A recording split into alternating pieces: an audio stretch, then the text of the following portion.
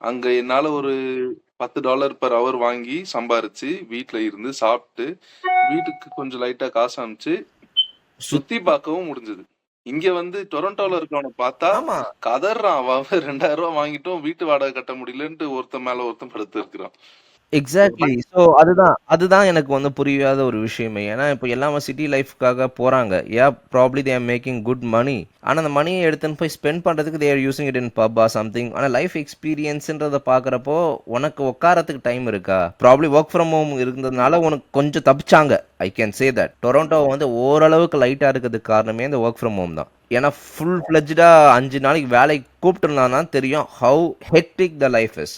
உனக்கு டிராவல்லயே உன் வாழ்க்கை முடிஞ்சிடும். 1 மணி நேரம் 1.5 மணி நேரம் போறதுக்கு ஆல்மோஸ்ட் ஒரு 10 மணி நேரம் ஒர்க்குக்கு மட்டுமே எடுத்து வைப்ப.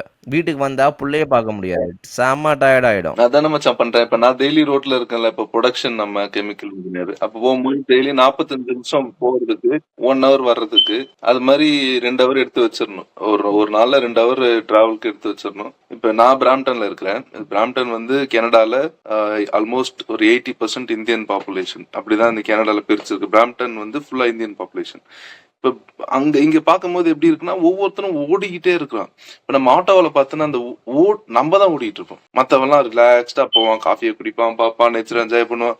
இங்க பாக்குற ஓடிக்கிட்டே இருக்கானுங்க, எல்லா பக்கமும் ஓடுறானுங்க. அது வந்து ரொம்ப ரொம்ப பெரிய லேர்னிங் சொல்ல மாட்டேன். அது ஒரு மாதிரி ஏன் இப்படி இருக்கு இந்த இந்த பார்ட் ஆஃப் கனடா ஏன் இப்படி இருக்குன்னு ஒரு கேள்வி இருக்கு. அதை தாண்டி இப்ப நம்ம தான் இமிகிரண்ட்ஸ் தான் அது.